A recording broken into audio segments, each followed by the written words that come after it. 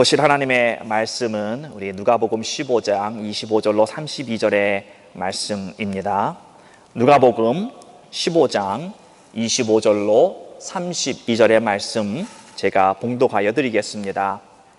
마다들은 밭에 있다가 돌아와 집에 가까웠을 때에 풍류와 춤추는 소리를 듣고 한 종을 불러 이 무슨 일인가 물은데 대답하되 당신의 동생이 돌아왔음에 당신의 아버지가 그의 건강한 몸을 다시 맞아들이게 됨을 인하여 살찐 송아지를 잡았나이다 하니 저가 노하여 들어가기를 즐겨 아니하거늘 아버지가 나와서 권한대 아버지께 대답하여 가로되 내가 여러 해 아버지를 섬겨 명을 어김이 없거늘 내게는 염소 새끼라도 주어 나와 내 버추로 즐기게 하신 일이 없더니 아버지의 살림을 창기와 함께 먹어버린 이 아들이 돌아오매 이를 위하여 살찐 송아지를 잡으셨나이다.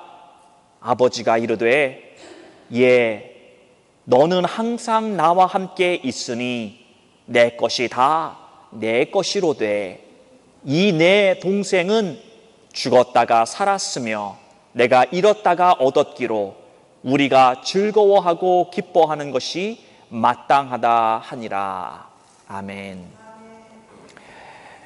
오늘은 집안의 탕자라고 하는 말씀으로 여러분들과 한번 함께 말씀을 나누기를 원합니다. 우리가 이 교회사를 쭉 돌아보면은 시대마다 이 부흥이 있었습니다.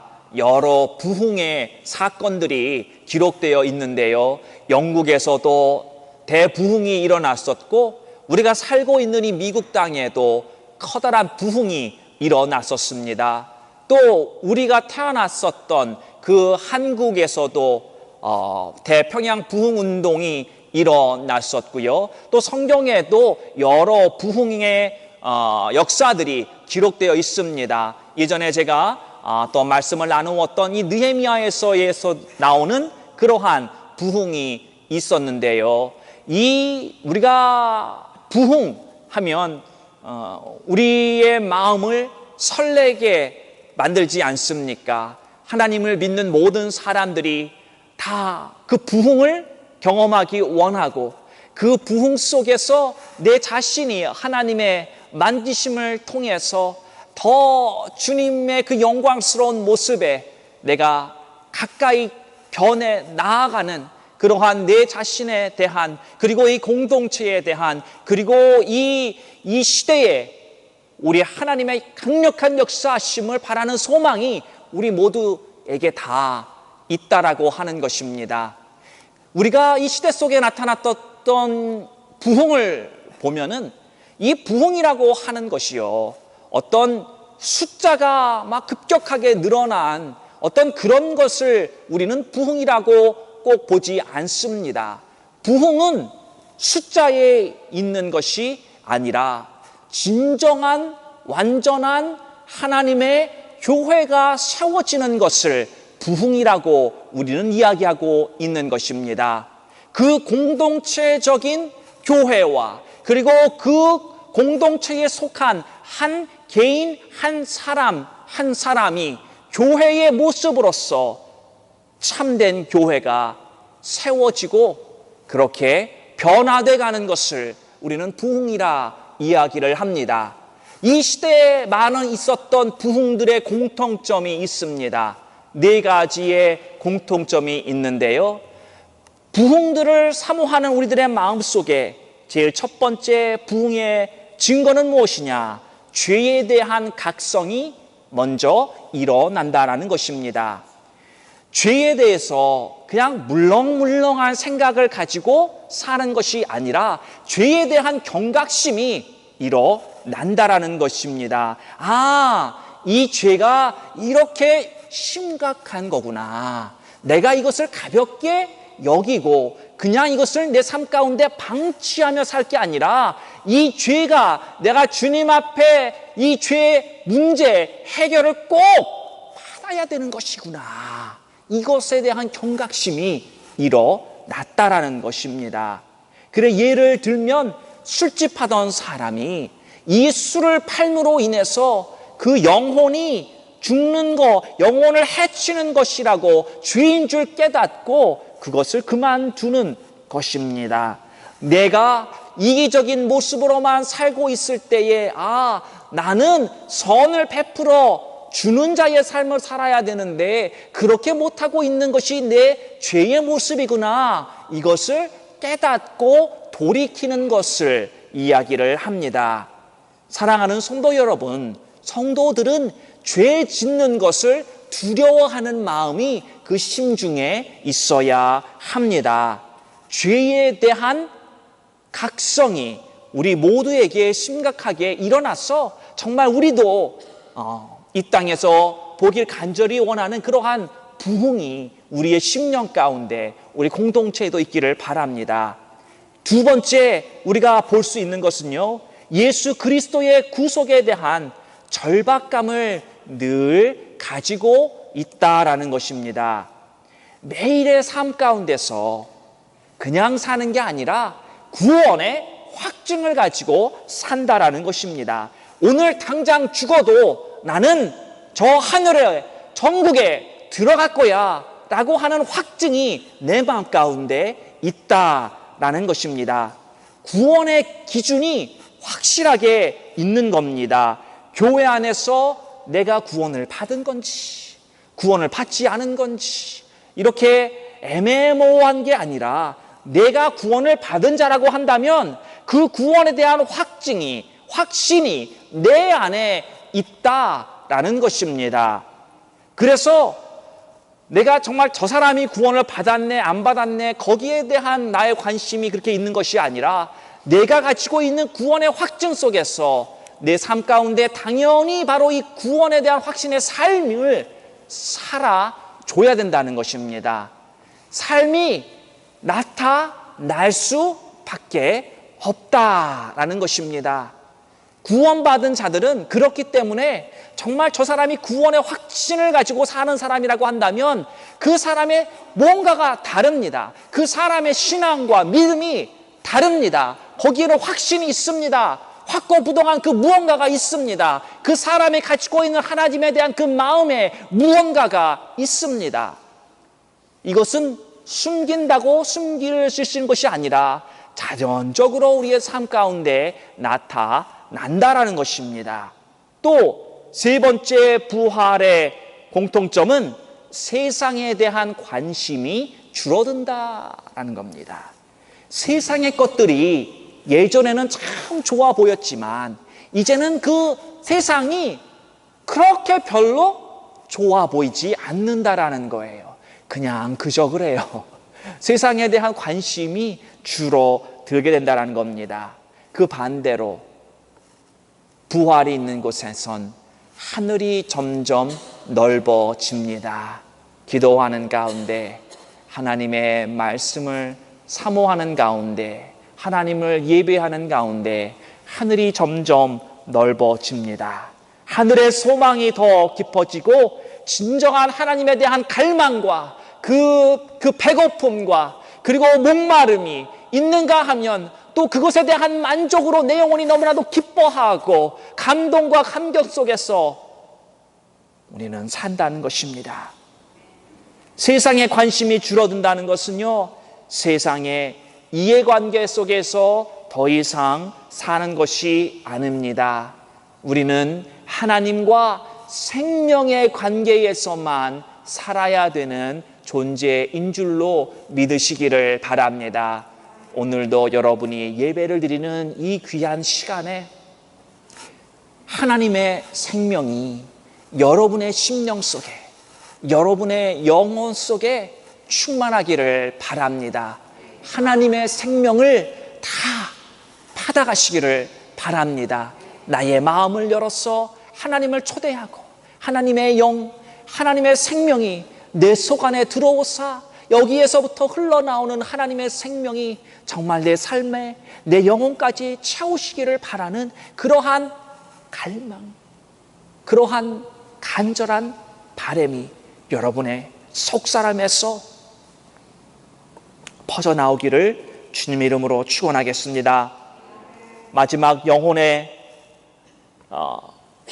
부흥에서 볼 수 있는 것은요, 영혼에 대한 구령의 열정이 뜨거워집니다.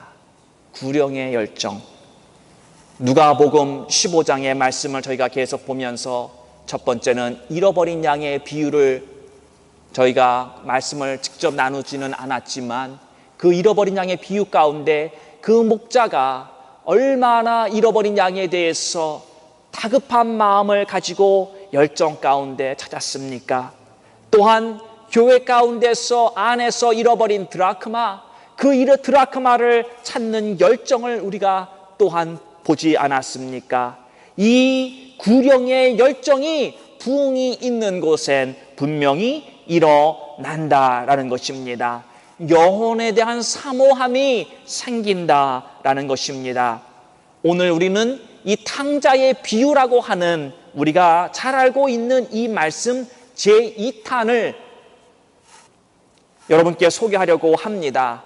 오늘 말씀에 등장하는 탕자의 형님, 이 형을 집중적으로 보면서 여러분들 은혜 받는 오늘 말씀이 되기를 바랍니다.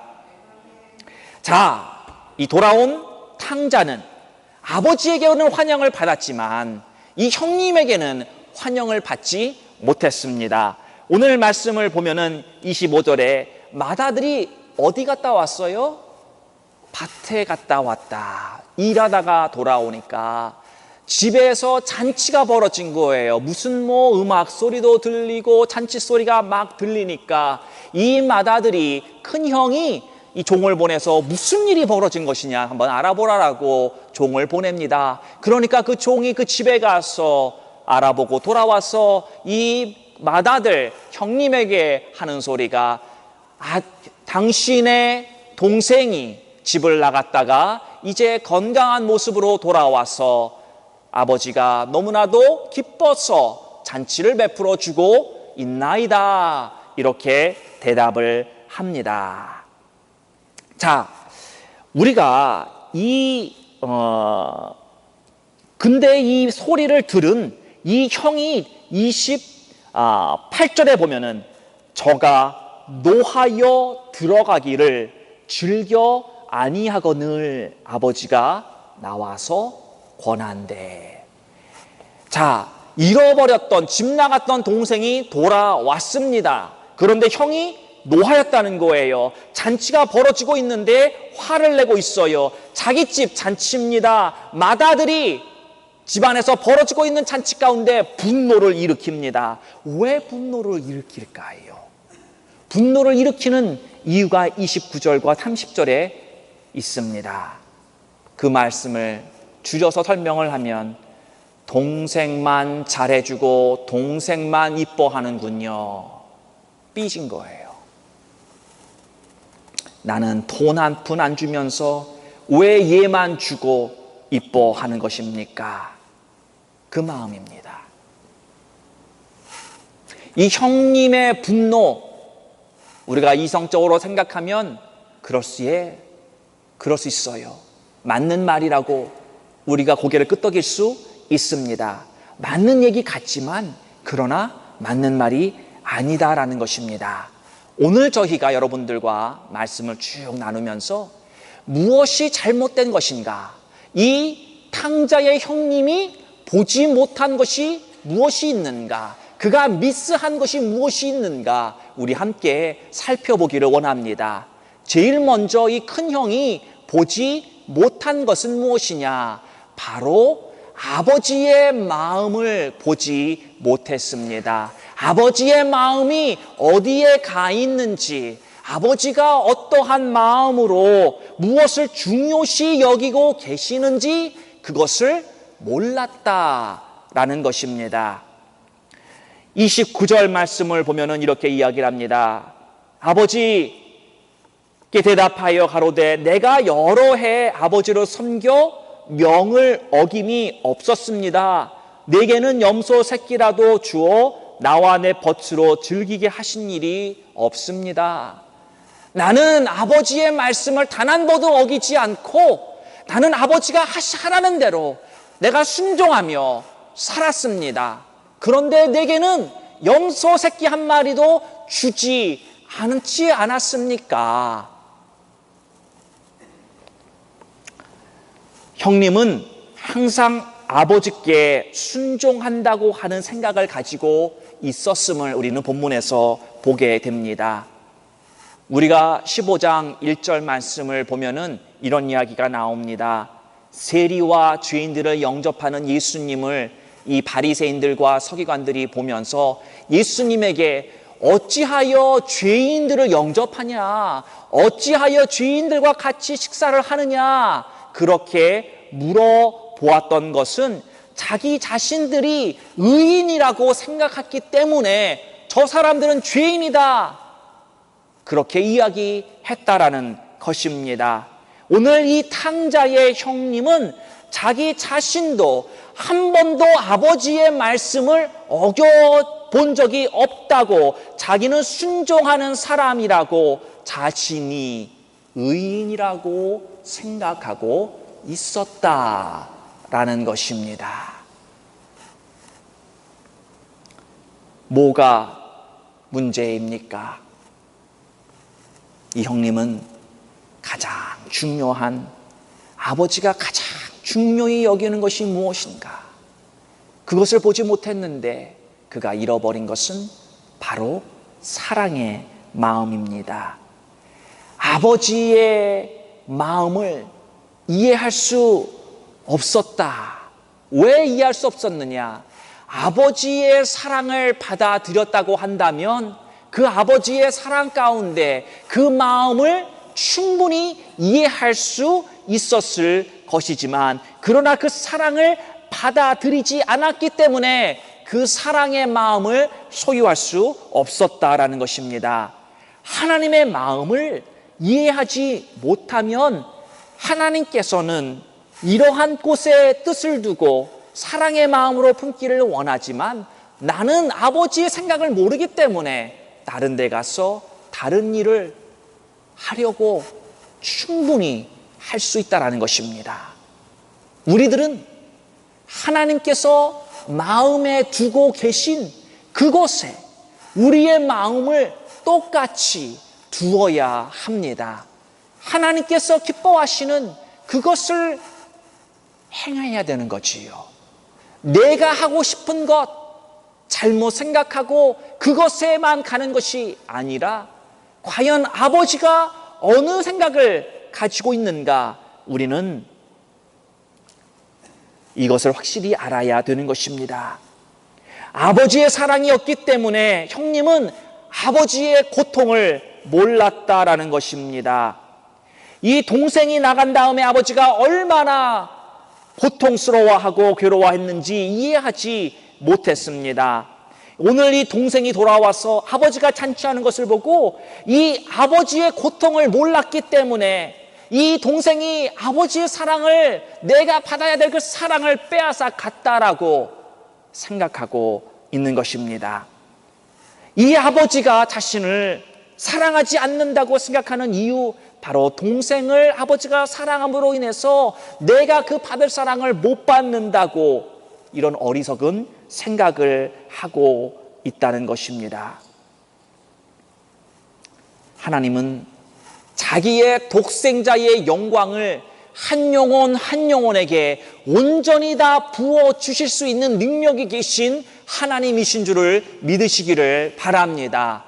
하나님께서 여기 있는 김 집사를 그렇게 사랑한다고 해서 하나님이 내게 주실 사랑이 줄어드는 것이 아니다라는 것입니다.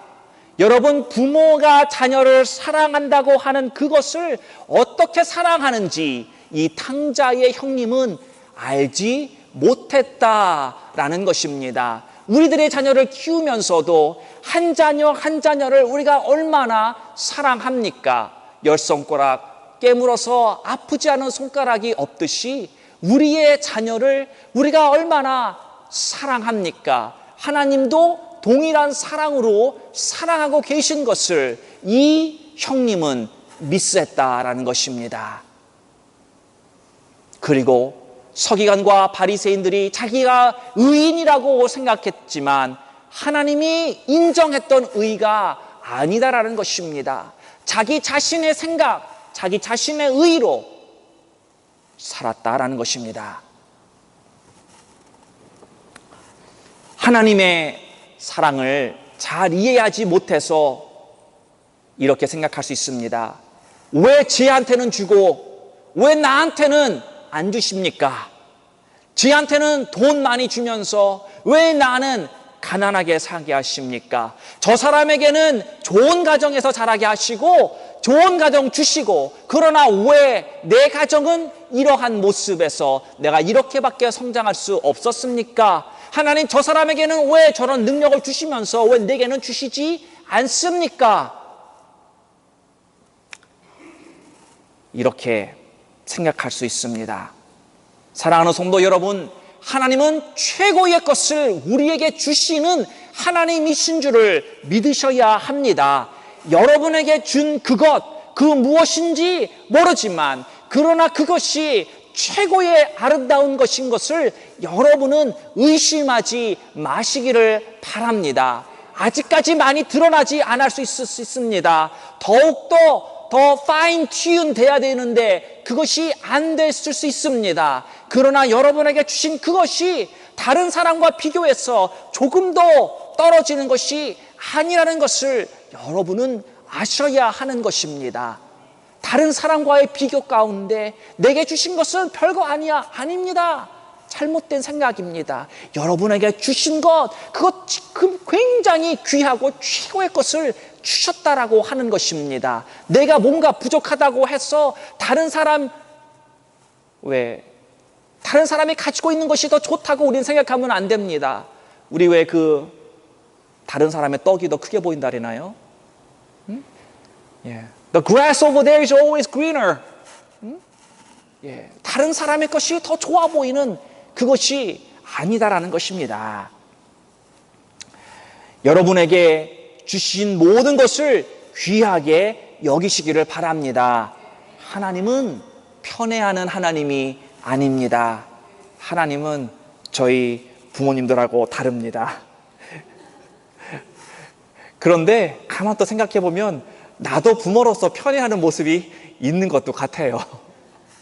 그러니까 우리 부모님이 편애했다고 뭐라 그럴 것도 없는 게 나도 50보 100보가 아닌가 그런 생각이 듭니다. 그러나 하나님은 결코 편애하지 않는다라는 거예요.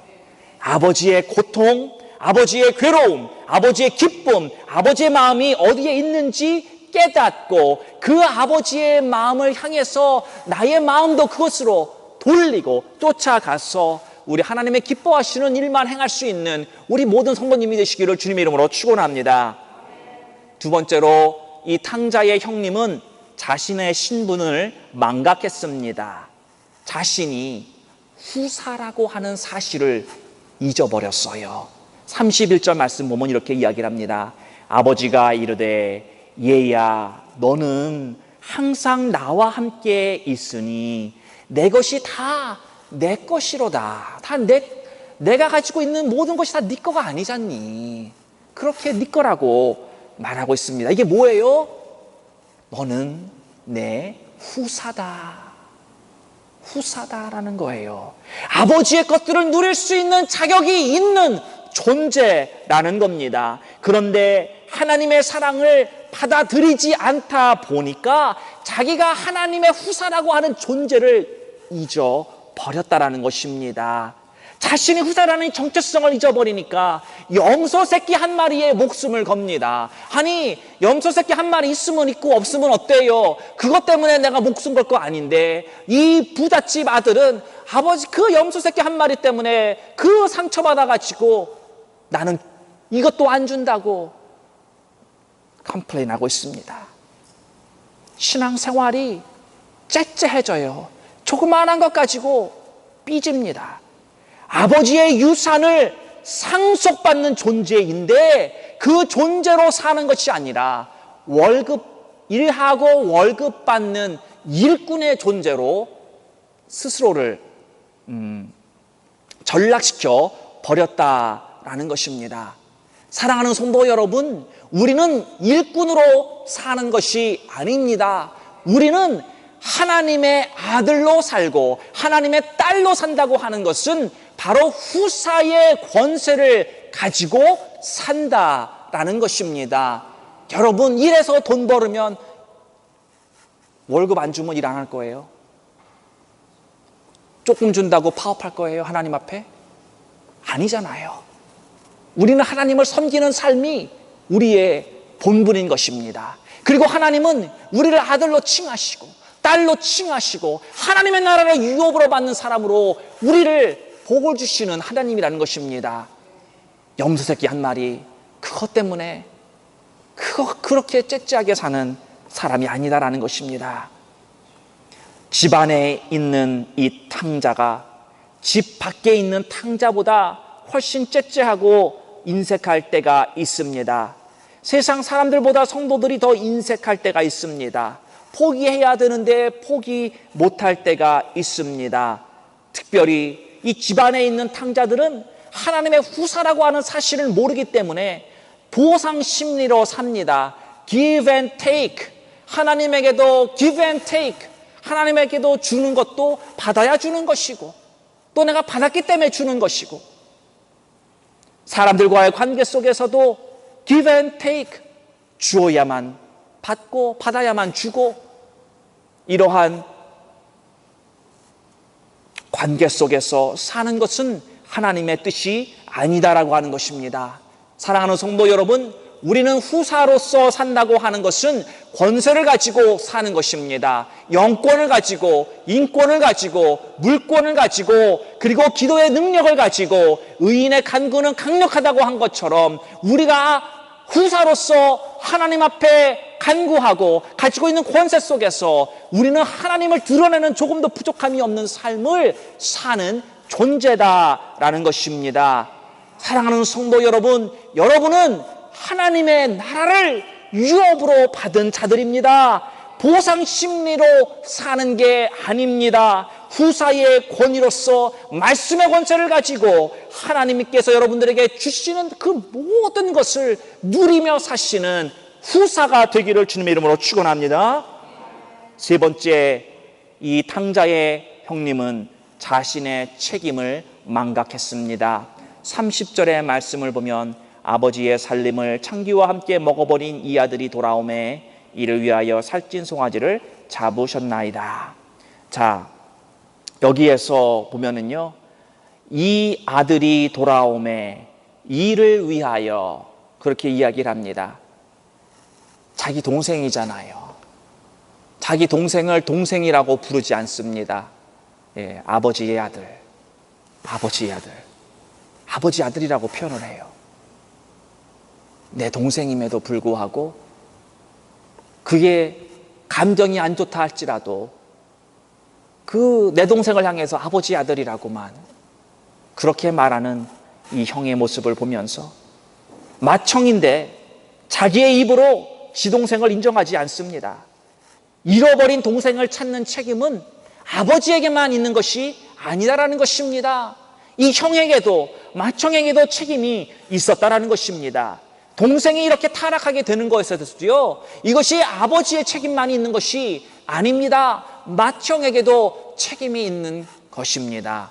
여러분, 우리 한민족은 대가족을 이루며 살지 않았습니까? 전통적으로 큰 첫째가 있고 맏형이 있고 또 그 밑에 있는 모든 형제들은 또 이 맏형이 또 알아서 쫙 또 다스리고 이끌고 가지 않습니까? 저는 우리 나이 드시는 성모님들의 말씀 가운데 가끔가다 이런 얘기를 들을 때가 있습니다. 제일 위에 형이 군기를 다 잡는다고. 그래서 밑에 있는 그 동생들이 아버지가 뭐라고 그러지 않아도 형이 다 알아서 잘못한 것 가르치고 혼내고 그래서 올바르게 살 수 있도록 그렇게 많이 하셨다고. 그래서 집안에서 할 수 없어서 집 바깥으로 끌려나가서 훈련받고 오셨다는 그런 이야기들 가끔 들으면서 그래 그게 가족 아닌가, 그게 큰 형이 해야 될 도리가 아닌가 공감했던 때가 여러 번 있었습니다. 잃어버린 동생, 그가 나가서만 타락했겠습니까? 집을 떠나서만 타락했겠습니까? 이미 타락을 했기 때문에 나가서도 타락한 거 아니겠습니까? 집안에서도 그러한 징조와 사인과 이미 아마 형이 모르지 않았을 것입니다. 로마서 8장 29절의 말씀을 보면은 하나님이 미리 하신 자들로 또한 그 아들의 형상을 본받게 하기 위하여 미리 정하셨으니 이는 그로 예수로 많은 형제 중에서 맏아들이 되게 하려 하심이니라. 이렇게 로마서에서 이야기를 하고 있습니다. 예수님을요 맏아들이라고 로마서 8장 29절에서는 표현하고 있습니다. 맏아들이 되었다고 한다면 우리도 하나님을 믿는 자들로서 자녀가 되었다고 한다면 맏아들인 예수님이 우리의 족보를 따지면 큰 형님이 되는 겁니다. 가장 큰 오빠가 되는 겁니다. 오빠 하니까 조금 억양이 좀 그런데 여하튼 큰 형님, 이 맏아들이 됐다는 거지요.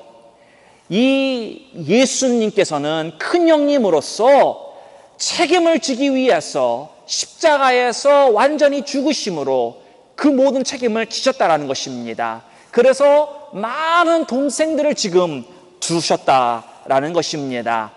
맏아들로서의 책임을 지셨기 때문에 우리가 하나님 앞에 나갈 수 있게 되었다라는 것입니다. 예수님은 또한 우리를 형제라 부르기에 부끄러워하지 않는다고 히브리서에서 말씀하신 것처럼 우리들도 예수님께 부끄럽지 않은 동생들이 다 되어야 합니다. 사랑하는 성도 여러분, 예수님께서는 우리들의 맏형, 큰 오빠가 되어주셨습니다. 그리고 우리를 부끄러워하지 않으신다고 한다면 우리들도 조금 더 부끄러움이 없는 그러한 우리의 모습으로 자꾸만 하나님 앞에 나아갈 수 있는 저와 여러분이 되기를 바랍니다. 마지막으론 이 탕자의 형님이 어쩌다가 이렇게 망가졌느냐? 자신이 의인인 줄 알고 자기 의로 살고 자기의 맏형으로서의 책임도 다하지 못하고 아버지의 모든 것을 누릴 수 있지만 그러나 자기가 후사라고 하는 것을 잃어버리고 일꾼으로 전락해 살았던 그 불쌍한 삶, 어떻게 하다가 이렇게 되었을까요? 우리는 참으로 궁금합니다. 왜 이렇게 되었을까? 어떻게 집안의 탕자가 되었을까요? 그 이유는 이기적으로 살았기 때문입니다. 이기적으로. 아버지가 동생을 위해서 돈을 쓰면 자기에게 돌아올 몫이 없어질 거라고 생각한 것입니다. 여러분, 성경에 등장하는 요나라고 하는 인물이 있습니다.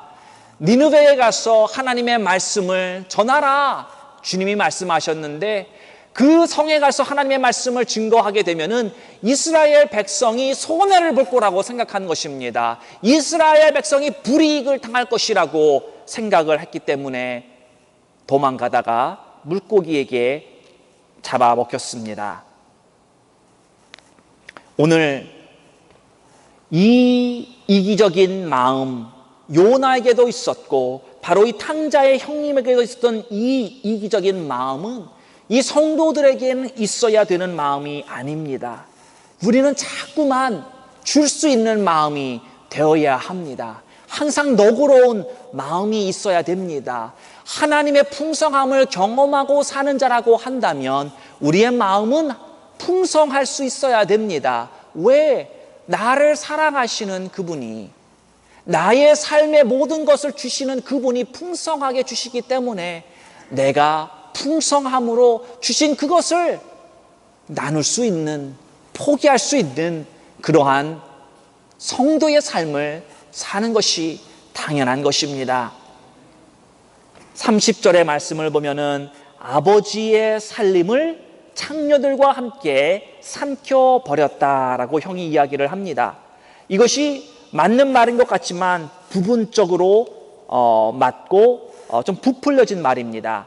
아버지의 살림을 없앴다라기보다는 바로 탕자가 자기의 그 유산으로 받은 자기 것이잖아요. 이제 자기 거를 날린 겁니다. 자기 몫을 없앴을 뿐이에요. 그리고 창녀들에게 돈을 썼다라고 하는 말을 형이 하는데 그 형이 이걸 어떻게 알겠습니까? 오늘 나오는 이 누가복음 15장의 말씀엔 창녀에게 나가서 탕진했다라고 하는 말은 나오지 않습니다. 형이 하는 말입니다.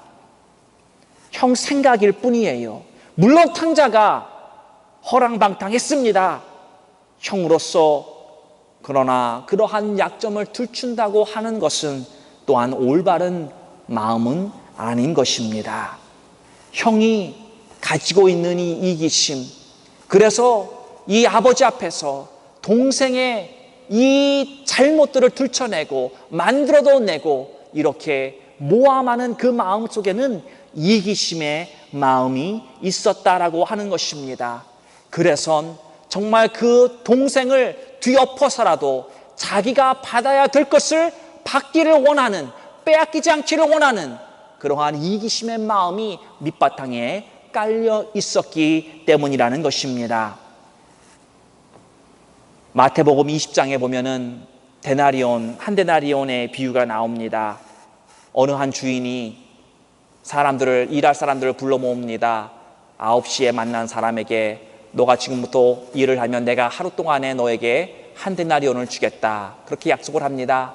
그리고 또 12시에 나가서 또 다른 일꾼을 만나서 그에게 한 데나리온을 약속하고 일하라고 데리러 옵니다. 또 3시에 나가서 사람을 만나서 또 똑같이 한 데나리온을 주겠다고, 또 5시에 나가서 그 사람에게도까지 한 데나리온을 주겠다고 이 주인이 약속을 합니다.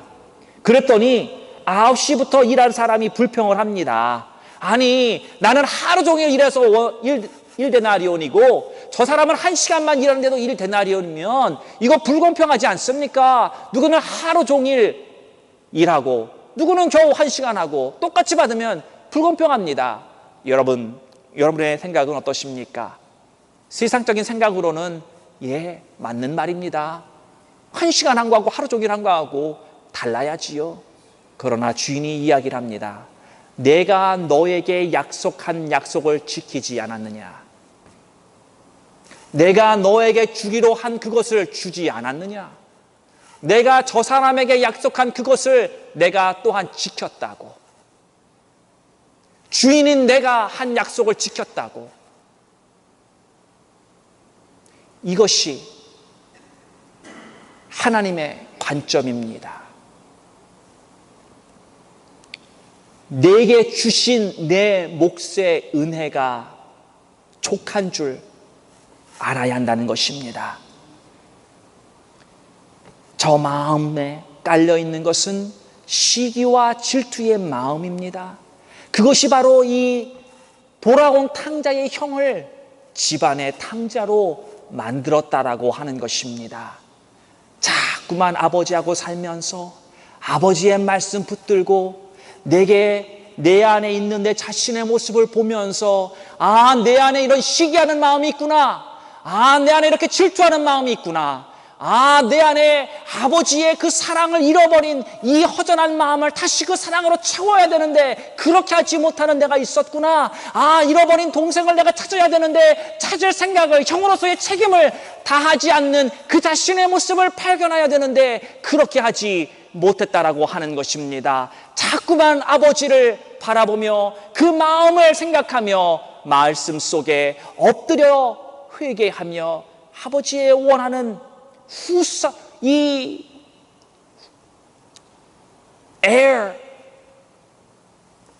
하나님의 후사로 살아야 되는데 그렇게 살지 못하고 일꾼으로 전락해버린 그 자신을 돌이켜야 되는데 그렇게 살지 못한 이유가 여기에 있다라고 하는 것입니다. 사랑하는 성도 여러분, 우리는 돌아온 탕자, 밖에 나가서 타락하고 돌아온 탕자도 중요하지만 그러나 집안에서 내가 타락한 탕자로서, 탕녀로서 살고 있는 내 자신의 모습을 볼 수 있는 시간이 될 수 있기를 원합니다.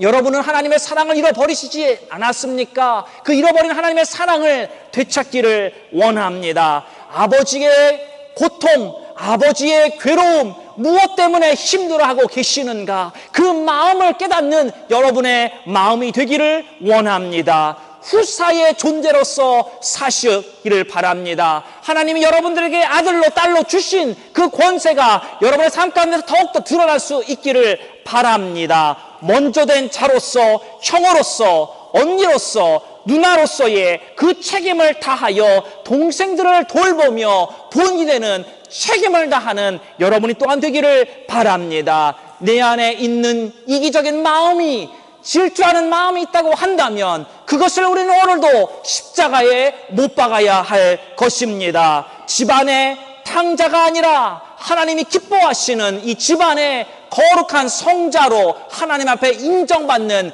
여러분이 되시기를 주님의 이름으로 축원합니다. 하나님 아버지,